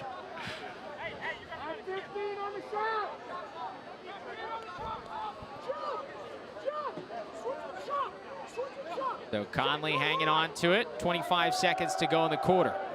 UMass holding on to a 3-goal lead against the Great Danes. About a 3-second difference in clocks here. And that skip pass intercepted. Great Danes still with time. Transition chance. De Hoga from long range. His 5th goal of the day makes it a 2-goal difference. There was no way, I think, that De Hoga was not shooting that ball. What's interesting, though, is that it was actually set up for a lefty break. De Hoga was on the opposite side of the field that he usually would be. So he had to catch this ball, adjust his feet, open up. And he did a great job realizing that the defender is a lefty coming down. So he gets on the other side and plays point. That's a really little subtle thing that De Hoga did a great job of noticing there, and then is able to make the play, open back up, and finish that ball right-handed. Second straight 5-goal game for De Hoga. Give the assist to the long pole Tanner Hay, the sophomore from Victor, New York, making a heads-up play. Hockman with 3 seconds. And he's going to run out of time. So UAlbany able to grab some momentum here at the end of the 3rd quarter and cut into this UMass lead.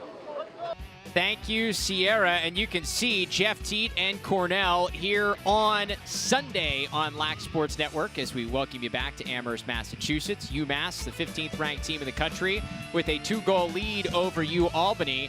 Here it is, Cornell and Penn State. The Nittany Lions ranked 2nd in the country, taking on the 5th ranked Big Red. 4 p.m. Eastern from Charlotte, North Carolina. Gigantic game, Sunday, March 8th. You can watch LaxSportsNetwork.com, the FTF Next app, or on cable on 11 Sports. There's no reason not to watch that one. A gigantic game in the top 5, among the top 5 teams in the country. Travis Eldridge and Davey Emila back with you as the Great Danes try to come back. They know how good Cornell is. They lost to him in the season opener 19-10. But this UAlbany offense at times has shown you what the ceiling is. And with De Hoga and Anico clicking, it is a really high ceiling.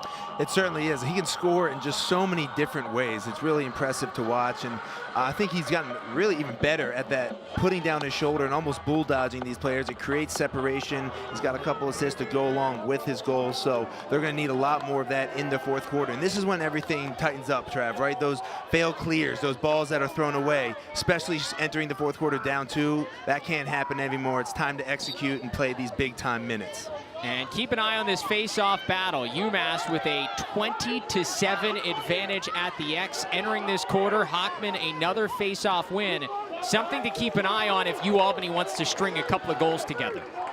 No doubt about it. They have been, UMass, speaking of, has been very successful at the face-off X today. Whether it's a clean win or having the wings involved and making it a 3-on-3 ground ball, it's given them a lot of opportunity to play offense and have these consistent offensive possessions that have gotten them 13 goals. Here's Mike Tobin on the near side wing. Moves it along to Spencer. It'll be interesting to see this Albany defense. I think they're very quick to hedge, and that sometimes can get them out of position when UMass is moving the ball effectively. Something to keep an eye on here in this 4th quarter. Jeff Trainer, you always got to keep an eye on him. He draws the long pole out of the midfield. Tobin feeds down to the doorstep. Spencer finishes. Great look from the freshman. UMass back up 3. And you see actually what Albany has elected to do now, Travis, to double pole this midfield. So now we have a short stick defensive midi, down playing close defense. A lot of times that can, affect your communication, and you're not as used to being down there. The spacing is off, and then someone can come wide open, which Spencer just did right there, hanging out on the backside, Cree's backside pipe. So again, that effectiveness of Philbot and Trainer, we're seeing again, because they're forced to now double pull the midfield, it's going to open things up for these attackmen to finish. The 14 goals, now the most UMass has scored in a game this season, topping what they did last Saturday against Yale in the 13-10 win. And how about Hockman? Freshman faceoff man, had to battle with TD Erlin. Wasn't real successful in terms of winning the clamps, but the UMass faceoff unit doing a pretty good job as UAlbany went early there, and UMass will get the possession. Another faceoff win for Zach Hockman and company. No, you're right. His effectiveness cannot be understated in this game. And we just see it too, right? When you don't have to play defense and then clear the ball, it's just a lot easier for your offense to operate. UAlbany has been struggling with that today. UMass has not had to deal with that problem. Here's Charlie O'Brien, part of second midfield unit for the Minutemen. Now sends it behind. Spencer and Conley at the attack, really starting to feel it. Tobin looking for that pass down low. Instead, it's a turnover. Split it right between the two teammates. Now you get it. No, nobody's got it.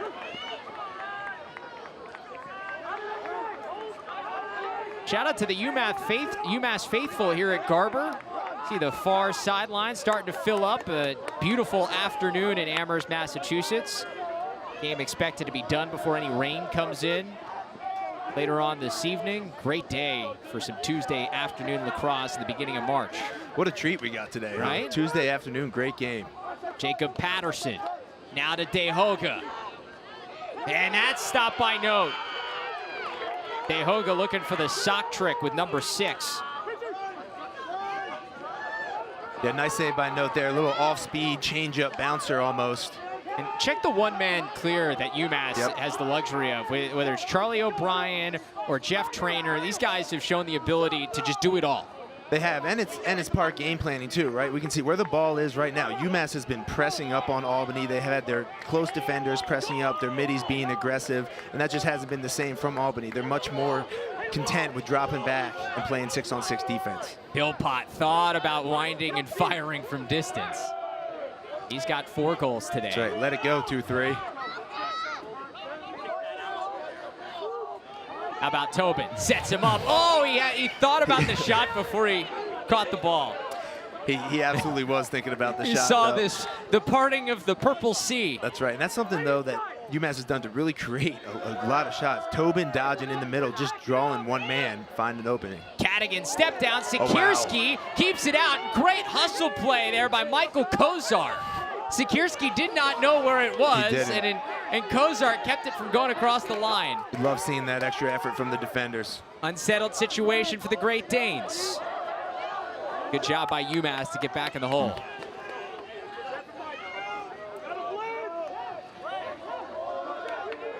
That was a couple inches from rolling. That was still rolling over. As well.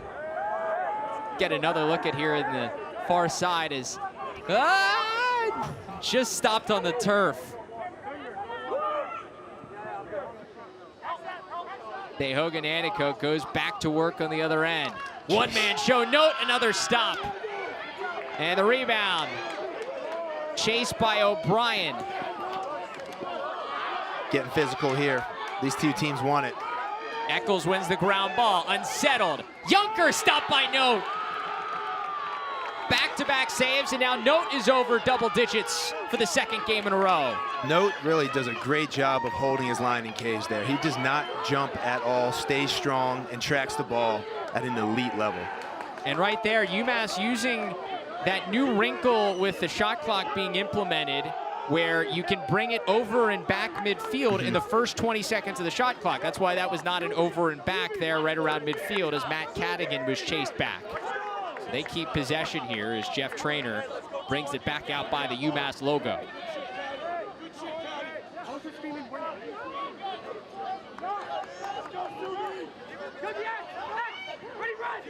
A lot of space with the shorty and Trainer. This is what you want if you're the Minutemen. Step down, Sikierski is stopped. And he's way out of the cage. All of a sudden, the goalie's coming to play. Sikierski. High quality opportunity there. UMass coming the other way in some transition. Gonna pick down. Nanticoke draws a flag off the post. Oh, Hogg wants that one back. And just a subtle no look behind the back pass from Nanticoke. Nothing to see here. Man.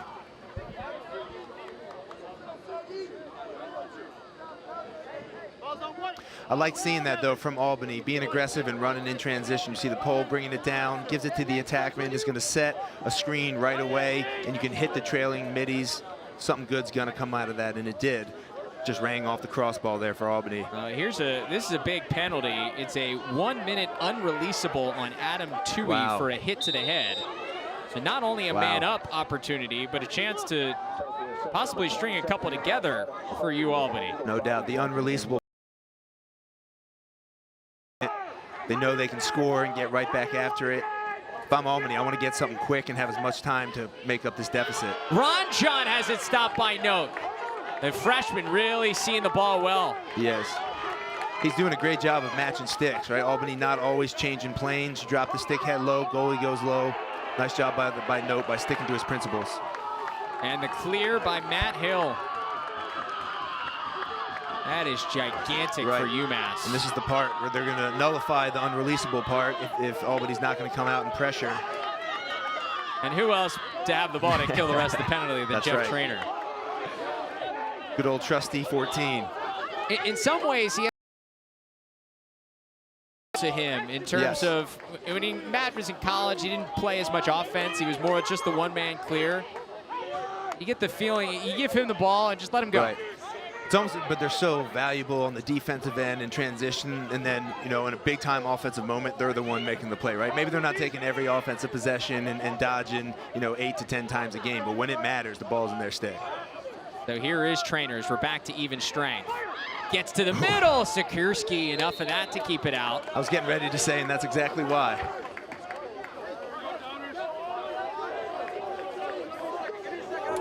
And we've got another penalty here. This one. And yeah, that's a tough one to take, especially, you know, as an attackman riding, you certainly appreciate the all-out effort, but you're not going to get in front of him to turn him back there, and it's very unlikely that you're going to connect with stick.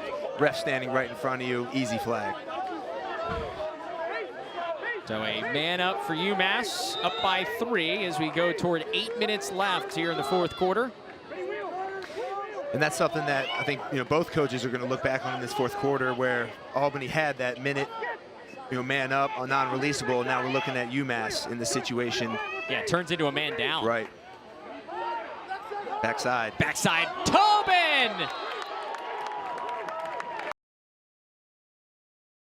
Tobin.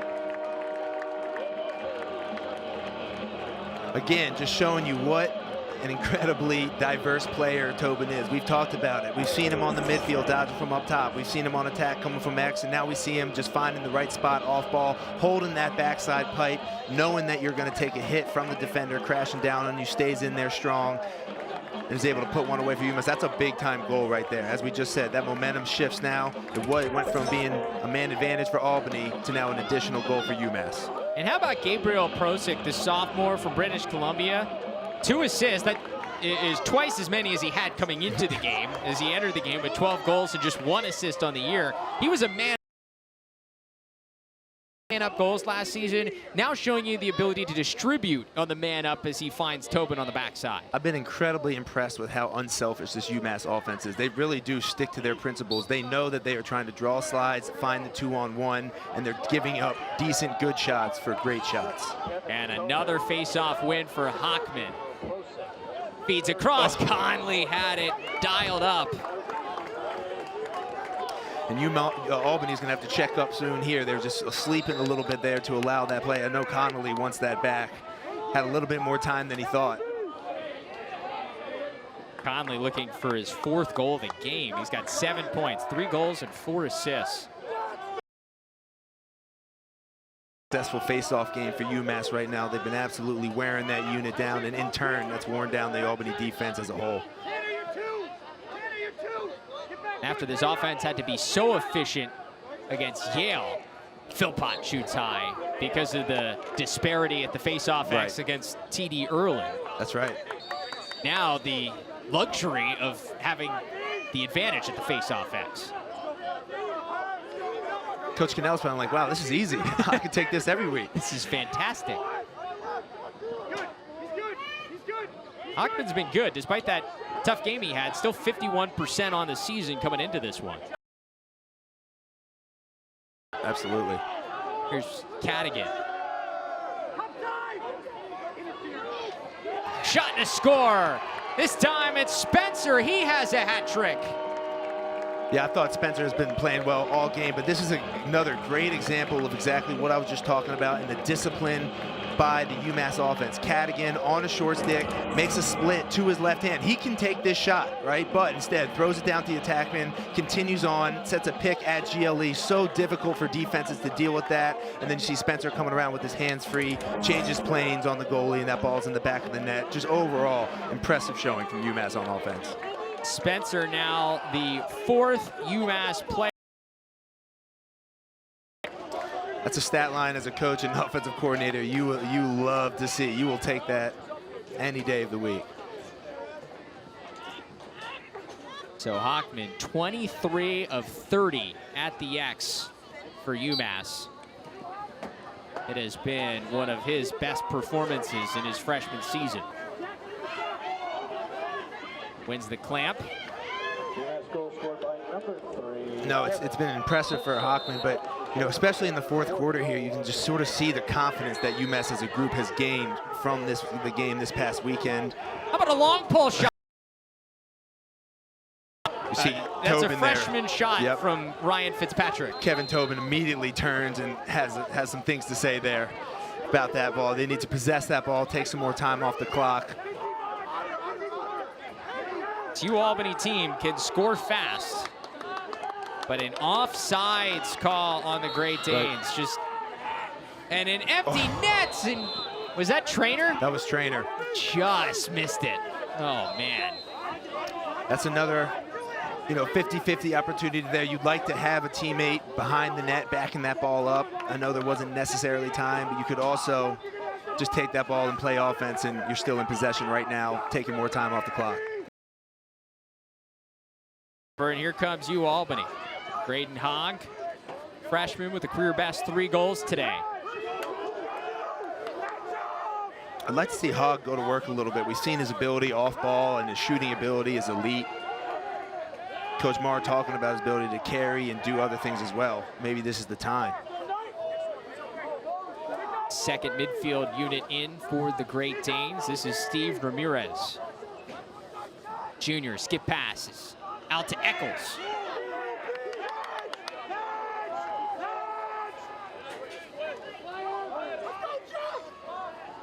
Got Trainer on defense here. 5 minutes to go. UMass takeaway. Was it Trainer? That was Trainer. And here he's going to go track down the loose ball. Dehoga can't keep it in. It's UMass ball. He took a hit there too. Trainer is a tough kid. Yeah, hoping he's all right there. Big collision at midfield. And just the hustle. Those are 2 big boys. Yeah, Dehoga, if you're looking at he's the not moving guy anywhere that you'd like to put a shoulder into, it's not Dehoga to Antico. Shot clock is not reset to 80. Reset to 80. And for a shot clock reset here. That play and possession, this possession, however, did start with a takeaway check by Trainer there on defense. Now 10 caused turnovers for UMass. Defense has been active. And when your goalie's on, which Matt Note is, it just gives you that ability to fly around and play free and have some confidence to give up the shots that you want to and force guys places on the field that you need. Mike Tobin.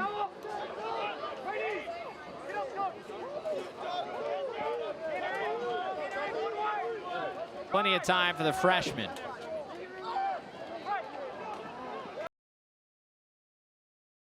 One. It's Conley with his 4th.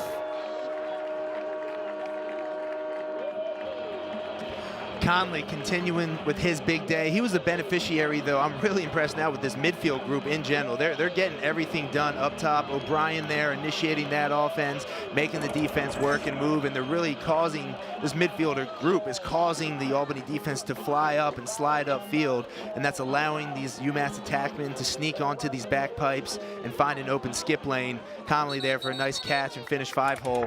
UMass is rolling right now in this fourth quarter. Conley tying a career high with now 8 points on 4 goals and 4 assists. Just lead of 6, and we talked so much about the offense, but what about this defense? And the freshman Matt Note now up to 12 saves for the 2nd straight game after he had 12 against Yale in the upset over #1. And he's made some momentum type saves as well.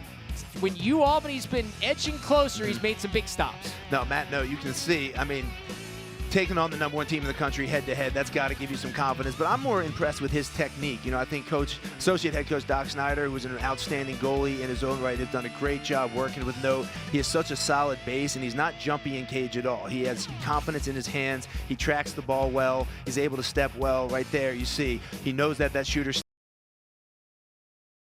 And really impressive from such a young age.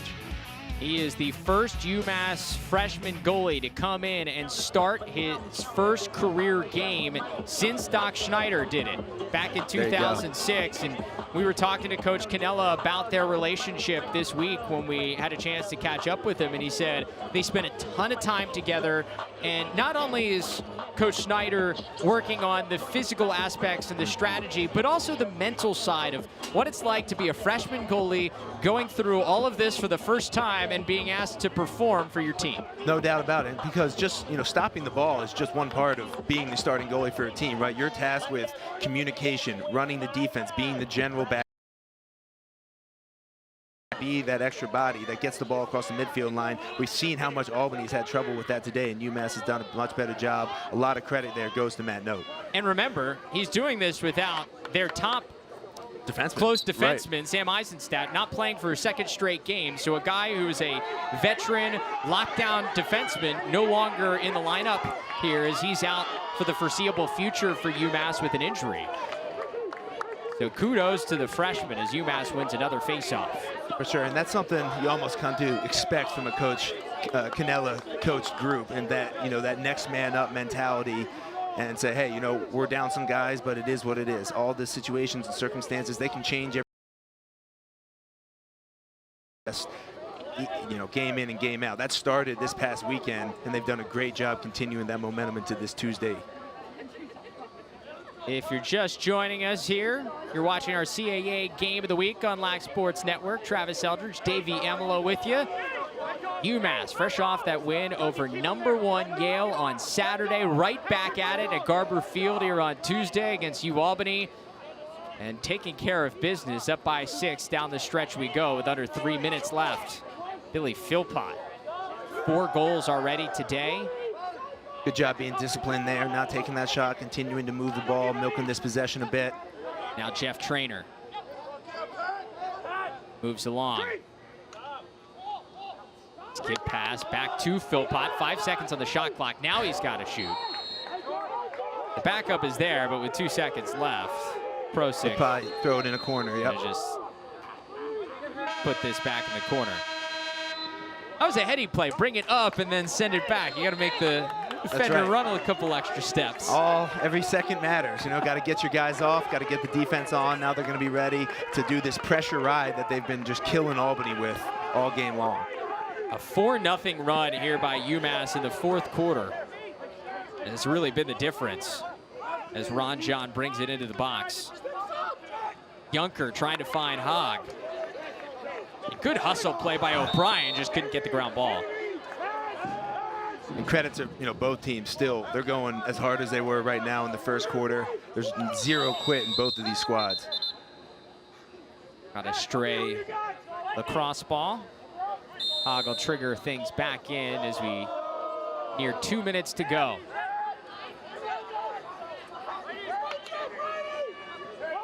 Life doesn't get any easier for UAlbany. They got to go to Maryland on Saturday, take on the 7th-ranked Terps. Long range shot, note, another save, 13 stops. Love seeing Trainer back in there playing defense, now clearing the ball.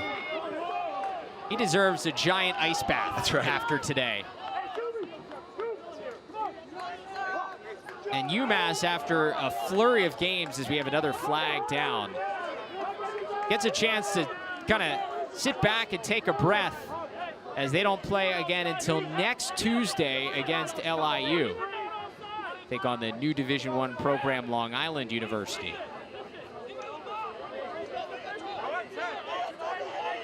A well-deserved break for UMass, as we've got a whistle with close to a minute to go. It is well-deserved, and Coach Cannell's got to be happy with where his squad's at right now. Obviously, we talked about the inconsistencies that have taken place so far this season, but when you're able to put together 2 games like this and really, such close days where they're Saturday, Tuesday, that does a lot for your group as a whole. It just gives everybody confidence. You're going into the locker room with just a little bit more energy. It's a great moment for them in this young season. A little bit of rain starting here in Amherst. And Coach Marr still pleading his case. Then offsides on the Great Danes, 30 seconds. And it gets us a new shot clock, so UMass can hold on to this, put a seal on another victory if they'd like. Upside penalty is set to Albany number 23, Connor Zingo. As we've got a timeout. Timeout UMass. Why don't we take a look at a just offensive explosion? We talked so much about the midfield coming in. Chris Conley with just 1 point against Yale, then went off. 4 goals and 4 assists for the junior from Connecticut. He absolutely went off, and he said, I'm tired of hearing all this about the midfielders. I'm here too. I've been here for a while, and he certainly showed that today. And, we talk about the ways in which he was able to get it done. Certainly a lot was still initiated from the midfield, but he was there to finish. He was also there as a distributor. And again, going back to the comment about Coach Cannell feeling good about his group, I think you got to really feel good about your offense and getting sort of everybody clicking. When you look down the depth chart and have that much production from that many people, it's definitely a great thing. Conley with 63 points a year ago, one of the top guys in the conference in the CAA in points per game. And now with these 8 points, now up to 18 points on this season through 5 games. And then we talk about the attack, but look, they've gotten it from everywhere. Yes. Where you got 4 different players with 3 or more goals for UMass. We've seen Kevin Tobin go off for 3 and 2, and then Billy Philpott, 4 goals against Yale, and then 4 more here today, matching a career high. Yeah, Philpott showed us what he was bringing to the table against Yale and just continued that in today. He has this sort of patented rollback move that is really difficult to stop. He also has a really rocket of a shot, and he changes levels very effectively. That high to low, very difficult for goalies to track. But the thing about him is he can catch and shoot. He can also create his own shot with that roll dodge that I just mentioned. Big time game here from Philpott, and that's 2 in a row. And that's a turnover, which is not what UMass wanted. I'm not sure what was drawn up there out of the timeout, but either way, it's going the other way here for Albany. By the way, Philpott last year with 21 points on the season, playing his first full year where he was also playing offense along with playing defense. He's already up to 15 points this season. So I think he's safe to say he's in good position to maybe get a career high in points here in his redshirt senior season. That shot is stopped by note again. And we're continuing to talk about Trainer and his ability to play defense and offense, and then they just added one in Philpott, right? This is a guy who was playing more defense and now is just broken out with these goals and this rollback move. That's just another weapon for this team. UAlbany trying to add another one here late. Reminder, Lax Sports Network tonight, 9 p.m. Eastern. Lacrosse now as the Great Danes get another one from Ron John, his second.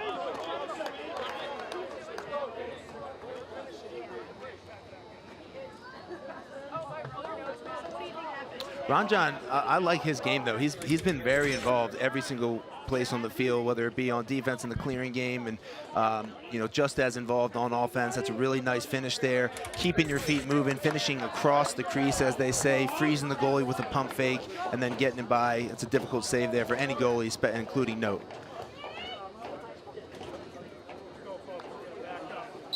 Makes it a 5-goal game with now 10 seconds to go.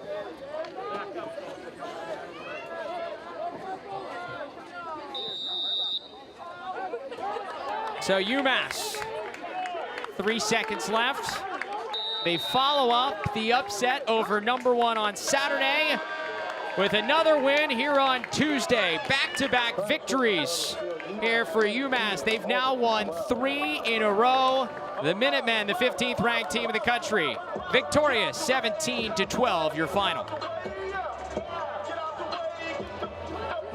Davey, when you look at what we saw, they got everything UAlbany could offer in terms of offensive talent. Hogan Anicoke going off for 5. What impressed you about what UMass showed us today? For me, it was 2 things from UMass. First and foremost, it was note and goal and their defense as a whole. I think that cannot be overlooked. The impressive showing that they had really in clearing the ball too. And then the other part is just how many people were so involved in the action on the offensive end. We really harped on the midfielders coming in, but you got Connolly and a group of other attackmen that joined the party. And when you have an offense clicking that much with that many individuals, it's hard to stop. A well-earned week off for UMass. They won't play again until next Tuesday.